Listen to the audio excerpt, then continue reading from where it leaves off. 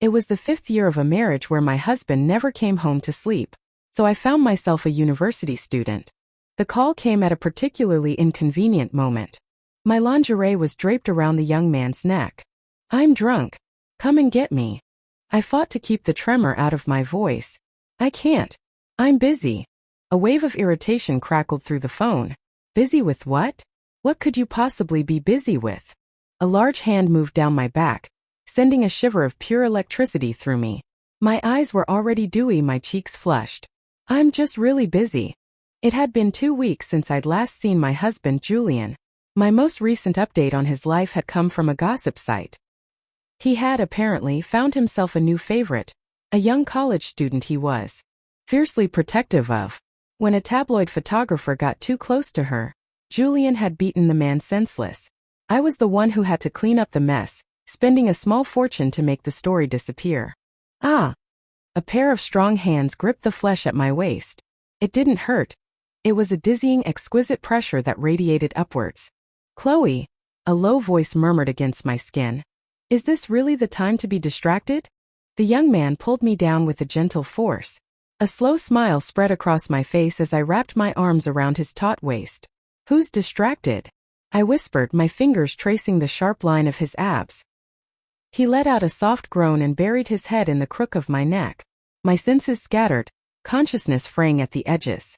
Through the haze I thought I heard my phone ring again. But in the next second, the man on top of me reached over, swiped the call away, and tossed the phone aside. I was boneless with exhaustion, my eyelids heavy. But the sound of loud, approaching footsteps from outside the bedroom door shocked me into full alertness. I grabbed the man still lying on me. "Get in the closet. Now." Leo frowned, a petulant look on his handsome face. "What are you so afraid of?" My eyes darted around the room, a spike of guilt piercing my languor. "Darling, this is an affair. Why aren't you even a little bit scared?" For a man in his position, his situational awareness was appallingly low. He refused to move. I cupped his face in my hands and gave him a deep, bruising kiss. That seemed to satisfy him. He slipped into the closet and pulled the door shut. I scrambled to tidy the room, smoothing the sheets, hiding the evidence. Then I opened the door and stepped out. Voices drifted up from the living room. "Man, Julian is really wasted. Tell me about it." I was going to drop him off at that girl's place, but he insisted on coming home. Grabbed my arm and wouldn't let go. The men looked up and saw me standing at the top of the stairs. They offered sheepish smiles. "Well, Chloe, since you're here, we'll just be going." I nodded. They scurried away like mice fleeing a cat. Julian was passed out on the sofa, dead to the world. The commotion hadn't stirred him in the slightest. I tossed a blanket over him and turned to go back to my room, to deal with the other more pressing problem. But a hand shot out and grabbed my wrist. "Chloe," he mumbled, his voice thick with sleep and alcohol. "What were you so busy with? What could possibly be more important than me? How dare you not answer my phone?" I turned back. His eyes were still closed. He was talking in his sleep. I tried to gently pull my hand away, but his grip tightened, his brow furrowing. "Why haven't you been calling me? Why aren't you clinging to me anymore?" My lips parted. "Because I'm busy," I said softly to the empty air. When I returned to the bedroom, Leo was already out of the closet, leaning against the wall with his arms crossed. I glanced at him, then pulled his messenger bag from the closet and thrust it into his hands. "Go out the back through the garden." He didn't move. His eyes were fixed on my wrist. Which hand did he touch? I blinked, momentarily confused. This one? Or this one? Leo's hand closed over my wrist, and he pulled me sharply towards him. He lowered his head, his face coming close. I instinctively turned my head away, ignoring the flash of anger in his eyes. "Leo," I warned, my voice low, "don't take this too far." His beautiful eyes bored into mine. After a long moment, he let out a short, sharp laugh. Without another word, he grabbed his bag and left. After he was gone, I let out a long sigh. He was so young, so full of fire. My body ached. I collapsed onto the bed. The faint, clean scent of mint from his skin still lingered in the sheets, and the smell sent a jolt of excitement through my brain. I was wide awake. I spent the rest of the night counting sheep, sleep eluding me until the sun began to rise. I hadn't been asleep for long when a series of loud noises jolted me awake. Julian slammed the bedroom door open, then yanked open the closet doors with unnecessary force as if determined to wake me. I rubbed my eyes and my vision cleared to the sight of him, completely naked. The shock sent a jolt through me. He laughed. "What are you acting so shocked for? It's not like you haven't seen it before."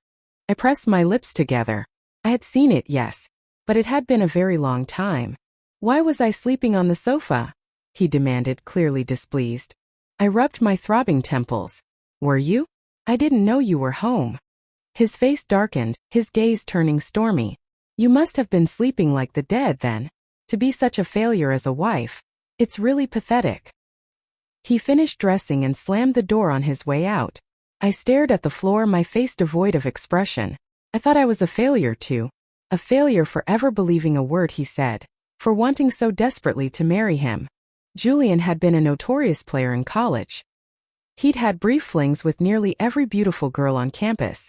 He was a butterfly, they said, flitting from flower to flower, never truly landing. A man like him, a campus celebrity, should never have crossed paths with someone like me. But fate, it seemed, had a twisted sense of humor. The Cinderella story, where the poor girl finally marries the handsome prince, doesn't always have the happiest of endings. Fairy tales, I'd learned, were destined to exist only in the imagination. When I went downstairs, Julian was still there. I was surprised he hadn't left, but I didn't ask. I went into the kitchen to make myself breakfast.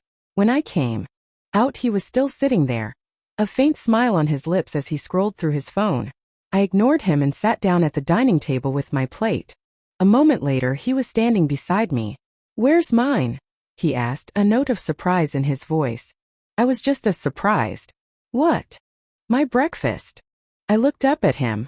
His expression was already souring. "You don't like my cooking, so I didn't make you any."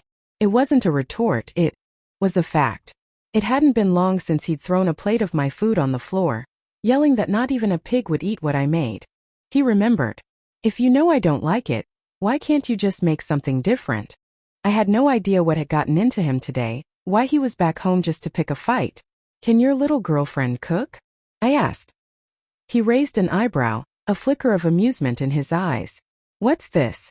Are you jealous? That was just for fun, my love. You're not taking it seriously, are you?" I gave him a flat look. "If she can cook, you can go eat at her place." The smile froze on his face. I ignored his simmering anger and went back to my meal. A moment later, the front door slammed shut. This time he was really gone. I figured I wouldn't see him for a few months. After breakfast, I sat where he had been sitting. He hadn't even noticed that our wedding portrait, which used to hang on the opposite wall, was gone. All that remained was a small nail hole. Unlike Julian, I had spent my entire college life working part-time jobs to support myself. I worked at the same bar he frequented. One night, a customer was giving me a hard time, and Julian stepped in. I recognized him, of course, but treated him like a stranger, mumbling my thanks with my head down. As I turned to leave, he called out, "I know you. You're Chloe from the journalism department." I was wearing heavy makeup, my hair in big artificial curls, my clothes completely different from my usual campus attire. I had no idea how he'd recognized me, let alone known my name. I panicked, stammering, "You've got the wrong person," before fleeing. I didn't think much of the encounter, but the next day in my elective class I saw him again. His eyes scanned the room and settled on the empty seat beside me. He strode towards me, and the classroom erupted in whispers. I heard my name and his linked together. I tried to inch away to create some distance, but he pretended not to notice. He leaned in close, a devastating smile on his handsome face. "Chloe, this look suits you much better." My face burned. I was speechless. That was only our second interaction, but from that day on it was as if he was my shadow. I wasn't stupid, I knew what he was after. The rumors were already swirling. Julian's new target is that pure little white lotus from the journalism department. Julian came from a wealthy family. He had the capital to be as reckless as he wanted. I did not. The next time he appeared, I stopped him. "Julian, we're not right for each other." And just like the first time I ran away, he thought I was being shy. The truth was, I was always in a hurry. I had multiple jobs, I needed the money. I thought I had been clear, but he didn't seem to understand. He kept following me. When I was working at a bubble tea shop, he would sit in a corner just watching me. My coworkers would tease me. I was so embarrassed I finally dragged him outside. But before I could speak, he pouted like a sulking child. Chloe, how do you know we're not right for each other if you haven't even tried? The earnest intensity in his eyes made me pause. But then I remembered his string of 1-week-long relationships, and my own resolve hardened. Julian, you've seen how busy I am. I'm not like your other girlfriends. My family isn't well off. I have to earn a lot of money. I really don't have the energy to play dating games with you. He frowned. As I turned to leave, he grabbed my hand. Chloe, I'm not playing any damn dating games. I really like you. I didn't believe him. He said he would prove it to me. For the next 6 months he changed completely. He stopped frequenting bars. He didn't have a single female friend around him. Everyone said Julian had turned over a new leaf for love. His daily entertainment became watching me work my various part-time jobs. When I was overwhelmed, he would even step in to help. I couldn't get rid of him, so I eventually just ignored him. What finally made me let down my guard and agree to be his girlfriend was a sudden raging fever. I was burning up, but I still insisted on going to work. Julian, furious, slung me over his shoulder and carried me to his off-campus apartment. He forced me into bed, wiped my sweat, and fed me medicine. He only left after he saw that I was stable and asleep. When I woke up, I rushed to the diner where I worked. But I saw a figure already there, bustling between the tables. It was him. The young master who had never touched a dirty dish in his life was working as a waiter for me. A customer stepped on his brand new shoes. He forced a smile and said, "It's fine." I stood a little ways off, sweat beading on my forehead, but I was smiling through my tears. "Chloe," the owner said, "your little boyfriend is a real keeper. He's quick, smart, and so considerate." She gave me a bonus. I thanked her with a smile. On the way back, Julian walked beside me, tentatively reaching for my hand, watching my expression. I kept my eyes fixed ahead, but my hand reached out and squeezed his tightly. That day, I became Julian Croft's girlfriend. I couldn't get through to Leo. I sent him a question mark on the messaging app, only to be met with a glaring red exclamation point. He had blocked me. I paused for a second. Well, maybe it was for the best. Our relationship, to put it bluntly, was purely physical. It was bound to end sooner or later. Still, the thought of that firm, sculpted body made me sigh with a twinge of regret. When I got to the office, my assistants were already huddled together, whispering excitedly. I walked over. They grabbed my arm, their faces indignant. "Chloe, Mr. Croft came to work today with a woman. It's that college student who's been in the news with him. Acting all fragile and innocent. Who is she trying to fool? What a conniving bitch." I forced a smile. "It's fine if I hear it, but don't let Mr. Croft find out. Now back to work." I went to find Julian to get some documents signed. His office door was ajar. I pushed it open gently. The first thing I saw was a young woman sitting on his lap. She had a cherry in her mouth, which she was feeding to him with soft, cooing sounds. I cleared my throat. The woman shrieked and scrambled to hide behind Julian. He sat there, impeccably dressed, his eyes filled with annoyance at being interrupted. "What is it?" "A document to sign." I placed the file in front of him. A pair of eyes kept darting towards me from behind his shoulder. Unsurprisingly, she knew who I was. I met her gaze directly. She quickly looked away. "That's all. Close the door on your way out." I glanced at the cluster of love bites on his neck. He subconsciously reached up to button his shirt. "I have something to discuss with Mr. Croft. You can leave first," I said to the girl. She looked aggrieved and tugged on Julian's sleeve. He, as if to spite me, seemed to find this amusing. "We have no secrets between us. You can say it here." The girl shot me a triumphant look. I crossed my arms and smiled at Julian. "Your mother has contacted the best urologist for you. She's made an appointment and wants me to accompany you for an examination this afternoon." Julian's face instantly turned black. "Serena, you can go out first." The girl's face flushed red and pale by turns. She swallowed whatever she was about to say and left. The moment the door closed, the laugh I had been suppressing almost burst out. "Chloe, did you do that on purpose? You're a grown woman. Are you really going to get jealous over a young girl?" "Jealous? Over Julian? I wasn't interested." "You've misunderstood.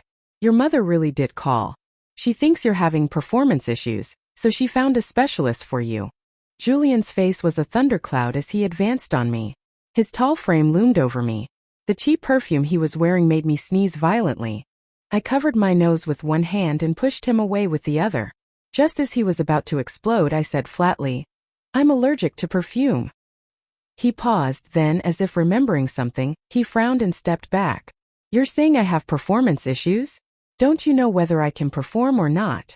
My hand, which had been fanning the air, froze. I used to know. But after meeting Leo, I had learned that there were differences between men. A new stick is always better. "I'm not taking you to the hospital. There's a business dinner tonight. I need you there." "All right, I know. You can go now," Julian said, his patience wearing thin. I assumed he was just sexually frustrated. I wisely turned the doorknob. Just as I was about to leave, I heard his voice deliberately loud. "Tell Serena to come in." I kept my back to him. "Okay," I said calmly. Serena had been waiting right outside. I didn't even need to call her. The irony was bitter. Here I was, the legal wife, closing the door for my cheating husband and his mistress. I stood by the floor-to-ceiling window. The mall across the street was having an anniversary event. On a brightly lit stage, a clown was making balloon animals for a crowd of children and adults. Julian had once played the clown for love. He had said he wanted to marry me, that he couldn't live without me. When his family disapproved, he had run away from home without even a change of clothes. He was drenched from the rain when he found me, looking like a lost, abandoned dog. His family cut him off financially. In the time we were most in love, Julian's pockets were emptier than his face was clean. He had delivered food, worked as a driver, even performed as a clown in a mall. But somehow, after all the hardship, we had drifted apart. I could still remember the disdain in his eyes that day. "Chloe, do you know how much I can't stand you right now? When I look at you, it's like looking at my mother. Do you think there can still be any love between us?" No. At that time, he was in the throes of a passionate affair with his secretary. Her panties were still hanging from his ankle. How could there possibly be any love left for me? The sudden ring of my phone pulled me from my reverie. It was an unknown number. I answered, but the other end was silent. "Hello," I said, frowning. The line went dead. I dismissed it and put my phone aside. To gain his mother's approval, I had given up my passion for journalism and started learning the family business alongside her. I worked myself to the bone. Learning the business was difficult, and Julian's mother was a demanding teacher. She would only explain things once. Most of my time was spent studying. Julian, in turn, began to complain more and more. Perhaps that was when we started to drift apart. I had become another mother figure in his life, someone who would discipline him. It was time for the dinner. I waited in my office, but Julian never showed. I grabbed my bag and went up to his office to find him. He had moved my office far away from his, claiming I was a distraction. It was only after I saw him bring a parade of different women to his office that I understood. My existence was indeed a distraction. "Chloe." Julian's assistant looked at me, surprised. "Is Mr. Croft still in?" She looked even more surprised. "Mr. Croft left 20 minutes ago." I nodded and turned to leave. Julian didn't want to ride in the same car with me. Why couldn't he have just told me? I wouldn't have bothered to wait. When I arrived, the private room was already filled with people. Julian was seated comfortably, chatting and laughing with those around him. Seated next to him was Serena. He personally poured her a glass of hot water and placed it by her hand. I froze. I hadn't expected him to bring her to such an important event. Of all his past lovers, Serena was clearly special. For the first time, I realized that this time he might be serious. The people at the table cast strange glances between me and Julian, but he seemed completely unconcerned. I took my seat to his left, greeting everyone warmly and making small talk, waiting for the main guest to arrive. I ignored Serena's soft whispers as she peppered Julian with questions. I ignored Julian telling me to get her a napkin. Just as he was about to lose his patience and snap at me, the door opened. "Apologies, everyone. I had to pick up my son, which caused a bit of a delay." I stood up to shake hands with Mr. Anderson, the CEO of an important partner company. But then behind him I saw a face that was far too familiar. It was Leo. "What's the matter, Chloe? Never seen a handsome man before," Leo said with a teasing smile, pretending not to know me. I quickly composed myself. "You rascal, don't be so cheeky." "Chloe, don't mind him," Mr. Anderson said. "My son is still young and doesn't know any better." Leo instinctively frowned. Who are you calling young? Can you stop treating me like a kid? The words were so familiar. I ducked my head. He was talking to his father, but I felt as though he was talking to me. Another pair of eyes were boring into me, making my skin crawl. I turned and found Julian glaring at me like a hawk. He had moved to my side at some point and his hand was now gripping mine tightly. I couldn't break free. Chloe, are you lovesick? Is that little brat really that good-looking? He hissed, his words seemingly ground out from between his teeth. I ignored him and used my other hand to pry his fingers off. His face looked as if someone had just force-fed him a rotten egg. The company executives began their introductions. When it was Serena's turn, Julian's assistant looked at me, her eyes pleading for help. This is my intern assistant, Julian said smoothly. Whether by chance or by design, Leo was seated to my left. I could feel his eyes on me throughout the dinner. I didn't understand. He was the one who had blocked me, the one who had ended things. Why was he now acting like the jilted lover? During the meal, I discussed the project at length with the team from Anderson's company. Julian was mostly a spectator occasionally, chiming in with a comment. Most of his attention was focused on his intern assistant. I was so busy talking I barely had a chance to eat. Suddenly, a pair of chopsticks placed my favorite bamboo shoots onto my plate. In an instant, all eyes were on me. The culprit, however, acted as if nothing had happened, calmly picking up another piece. I slowly turned my head to face Leo. He looked perfectly composed as he peeled a shrimp and wiped his hands with a napkin. Ahem. Leo, do you know Chloe? His father asked. Leo frowned. No. You're a very forward child, aren't you? Haha, Chloe, please don't mind him. I forced a smile. Not at all.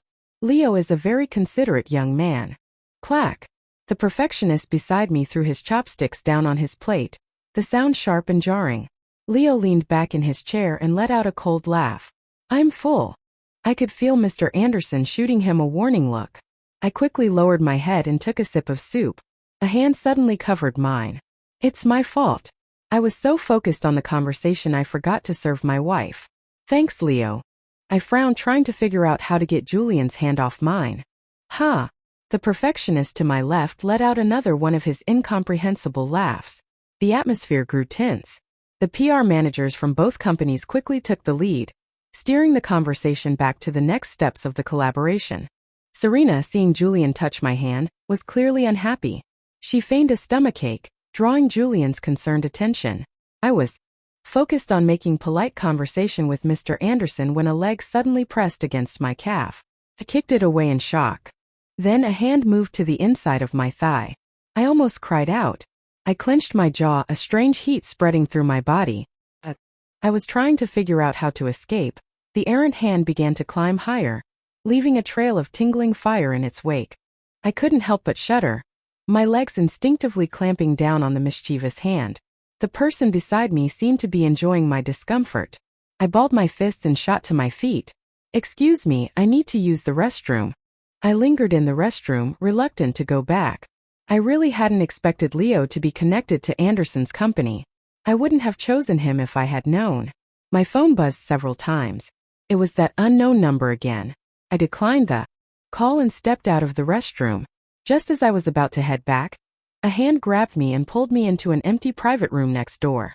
I was about to strike when the familiar scent of mint filled my nostrils, and my arm dropped. The man in front of me bent down, and in the darkness, his lips found mine with unerring accuracy. Hiss! Leo bit my lip hard. The taste of blood filled my mouth. I frowned, trying to push him away, but his arms only wrapped around me tighter. His tongue demanding and fierce swept through my mouth, turning my intended words into a helpless moan. My face burned. The air grew thin. Just as I was about to pass out, he finally pulled back. His deep, ragged breaths tickled my ear. I tried to pull away, but he held me fast. Chloe, you're a cruel woman. I had no idea what he was talking about. He pressed his tongue against the inside of his cheek, glaring at me like a cornered animal. If I don't contact you can't contact me? I block you and you can't try to win me over? You don't even try, you just delete me. Chloe, am I really that worthless to you? His voice trembled, a sudden eruption of long-suppressed emotions. I was stunned. My rationality slowly returned. I pushed him away. Leo, we agreed. We were just having fun. In the darkness, his breathing was heavy. His hands on my shoulders tightened, almost crushing my bones. I winced but didn't make a sound. After a long moment, he let out a cold laugh. Fun? Chloe, you're really something else. Suddenly, my shoulders were free. I stood there listening to the sound of the door slamming shut, listening to his footsteps fade away. It felt like an eternity had passed. I leaned against the wall, a strange hollow feeling in my chest. When I returned to the dining room, Leo was gone. What took you so long? I ignored Julian's annoyed tone and continued my conversation with the Anderson team as if nothing had happened. Someone had a few too many drinks and grew bold, his eyes lingering on Serena. Miss Serena, to be so young and already have Mr. Croft's favor, you'll surely be a great asset to your company in the future. Come, let's have a drink. It was a large glass. Serena had probably already had one. Her cheeks were flushed, and she looked at Julian with wide, pleading eyes. He frowned but knew it would be rude to refuse. I, on the other hand, had barely eaten but had already consumed several glasses of wine. A sharp pain was beginning to bloom in my stomach. I just wanted the dinner to be over. An intern assistant is not worthy of drinking with Vice President Chung. Chloe, you can drink this on Serena's behalf. The room fell silent again. Sweat was beading on my forehead. I fought back the pain and turned to Julian. If I drink this, I'll probably end up in the hospital, I said in a low voice for his ears only. But Julian just sneered, clearly thinking I was lying. Serena can't drink anymore. You have to take this for her. I looked at the man before me, trying to burn the image into my memory. Him sacrificing me to spare another woman. I smiled and turned away. Fine. I'll drink it. The dinner finally ended. I held on until the very end before collapsing into my chair. Julian walked over to me, Serena trailing behind him. Get up. We're going home. I clutched my stomach with the hand holding my coat. You can take Miss Serena home. I'll go by myself. Julian didn't move or say a word. I frowned and looked up at him. At that moment he finally moved, tossing a cold, "Suit yourself," over his shoulder. I watched his retreating figure disappear. I doubled over, grabbed my bag, and took a taxi to the hospital alone. The thread I had been holding on to snapped the moment I stepped into the building. I collapsed onto the cold floor of the lobby. I don't know how long I was out.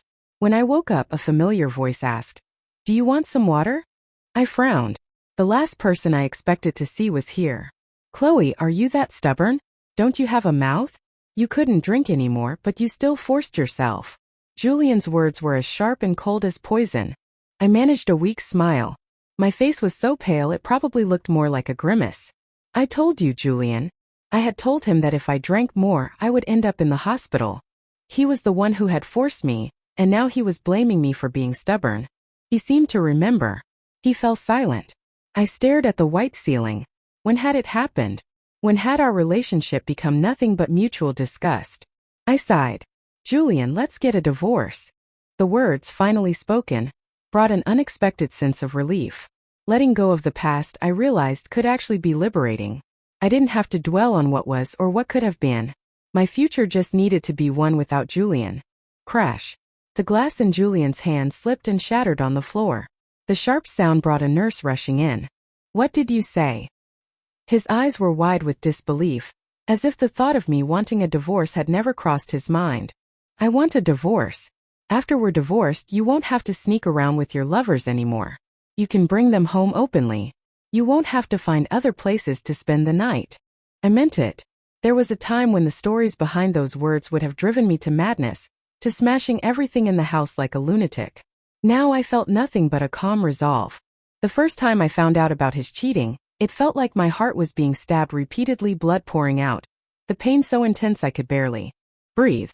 I was a walking corpse, the sleepless nights too numerous to count. I had confronted him, pleaded with him, but all I received was his endless disdain. I'm bored, Chloe. We've been together for too long. You don't offer me any novelty anymore. Looking back, the reason I was so crazy about you was because it was a new experience. Your poverty made me feel compassionate. My family wouldn't accept you and I wanted to defy them. But when everything settled down, when even my mother started praising you, acknowledging your efforts, I just lost interest. He had lost all interest in me. He had reverted to his old self, a heartless playboy. His bed could be occupied by any type of girl, except for me, his increasingly mature wife who had started to resemble his mother. I had asked him then, my face pale, "Julian, is that fair to me?" And what had he said? He had smiled patiently. "Chloe, don't be greedy. You already have something those women on the outside will never have. Or if you're really that lonely, why don't you find a man for yourself?" As he wished I had. I blinked my dry eyes. My head was splitting. I needed to rest. But the man in front of me clearly wasn't done. "Say that again." Julian's voice was low, laced with a dangerous anger. "A divorce. I want a divorce. Don't you understand? Do I need to have it tattooed on your forehead?" My own patience was wearing thin. This was what he wanted too, wasn't it? He had just been waiting for me to be the one to say it. His hand shot out and clamped down on my wrist. I looked up. His expression was dark, his jaw tight. After a long moment he bit out, "Why? Isn't this good enough? You'll always be Mrs. Croft. Those women on the outside are just for fun. Chloe, I'm just going to pretend you're drunk." I didn't hear any of this. He left. But his retreating figure looked suspiciously like he was fleeing. He had paid for a generous hospital stay, but he never appeared again. On my second day in the hospital, Leo showed up, having gotten the news from somewhere. He had headphones on and was carrying a lunchbox, his expression unreadable. "I don't want to eat this," I said softly. For some reason I was a little afraid of this version of him, even though he was just a kid. He shot me a sharp glare.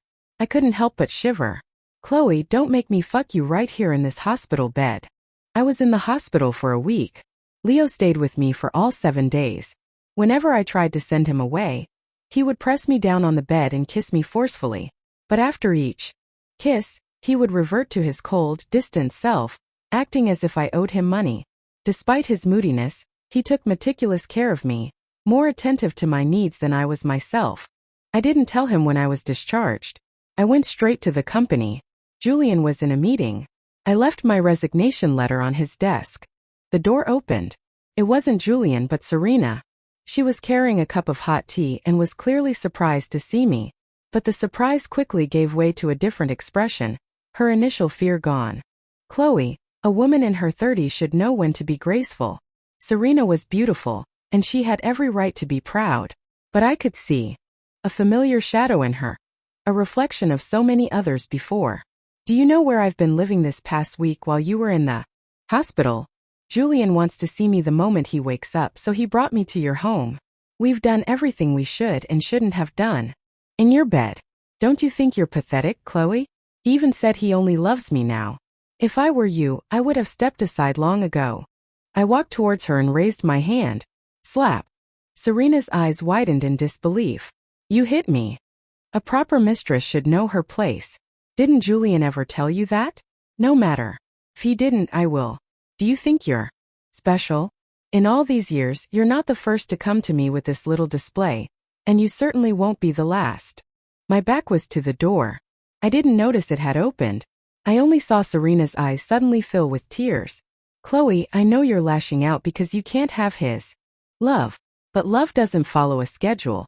I was just born a few years later than you. I met him a little later. But I truly love him. Please don't hit me again." A pair of strong hands shoved me away. I stumbled and hit the corner of the desk, the sharp pain making me wince. "Chloe, apologize." Julian's face was a mask of cold fury. I laughed. Instead of an apology, I think she would much rather have the title of Mrs. Croft. I can give her that. A flash of unconcealed joy lit up Serena's eyes. But Julian's voice turned heavy. After a long pause he said quietly, "Fine. If you despise this position so much, then get out." My heart was numb. I calmly took out the divorce papers I had prepared and handed them to him to sign. He signed them and threw them on the floor. I bent down to pick them up. "We'll file the papers tomorrow. I hope you won't be late, Mr. Croft. Also, my resignation is on your desk." I turned to leave. The moment the door closed, I heard a loud crash from inside. When I got outside, Leo was waiting for me across the street. I stood there for a moment, a little helpless at his blatant disregard for being seen. "Don't you have classes? Chloe, have you ever once seen me as a man?" That wasn't entirely true. I wouldn't actually sleep with a kid. I sighed. I shouldn't have been so impulsive. Shouldn't have been drawn in by his good looks. Leo, I'm 7 years older than you. There are many things I've experienced that you haven't. Your life is just beginning. I'm sorry for dragging you into my messy world. Now I just want to leave quietly.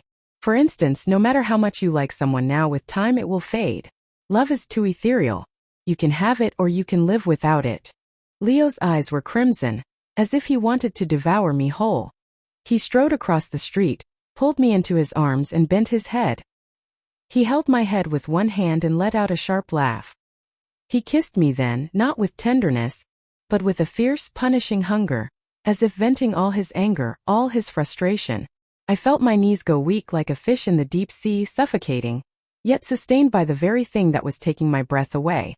What are you two doing? The hair on my arm stood on end. My limbs froze.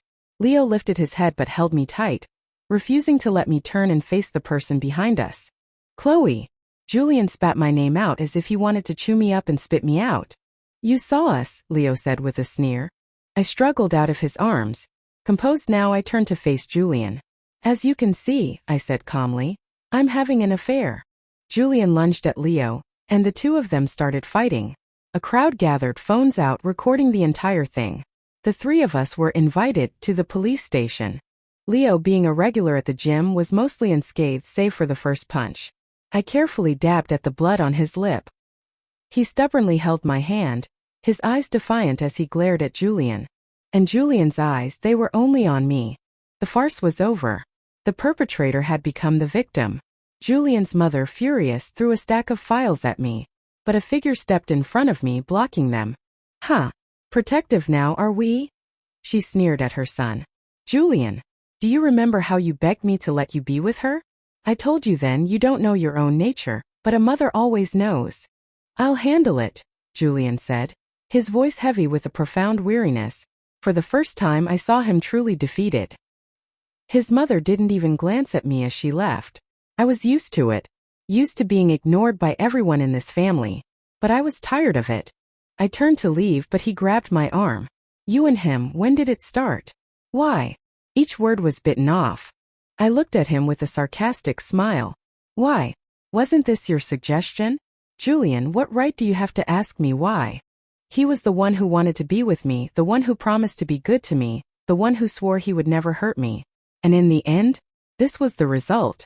I shook his hand off in disgust. To be honest, seeing you like this brings me great joy. Julian, have you forgotten what you said? You said that with time in your eyes I was no different from a piece of rotten meat on a cutting board. But you forgot I was young once. My beauty, my perfect body, they weren't meant to be just decorations in your house. Julian said nothing. He slowly lowered his head. This tall, handsome man stood before me like an abandoned child. Chloe, didn't you love me most of all? I wiped all emotion from my face and walked to the door. The room was so quiet you could hear a pin drop. Julian, my biggest regret is that I ever loved you. As I was leaving with my packed bags, I thought I heard him, in the house behind me, crying. I used the company as leverage, forcing Julian to divorce me. He gave me half of his shares and assets. I immediately sold the shares. He gave them to me out of guilt. I took them because I deserved them. Julian started appearing outside my apartment building every day. So did Leo. When they ran into each other, they would fight. I would silently call the police from my window. I had already received a call from Mr. Anderson. I had assured him that I would not be a problem for his family. Tired of the constant drama, I bought the first flight out. There was nothing left for me in this city. I didn't tell anyone. I just got on a plane and left. No one knew that I had returned to my old profession. I became a war correspondent. I wore a 30-pound bulletproof vest and helmet, traveling through war-torn countries. I witnessed death and destruction firsthand, the infinite pain and suffering that war brings. In the face of that, everything else seemed insignificant. I was hiding in a relatively safe zone, eating a simple dinner and discussing the day's report with my colleagues, when a pair of long, straight legs appeared in front of me. The moonlight cast a faint glow on his face. His voice was hoarse, filled with a helpless affection. Chloe, you really know how to run far away. The inn.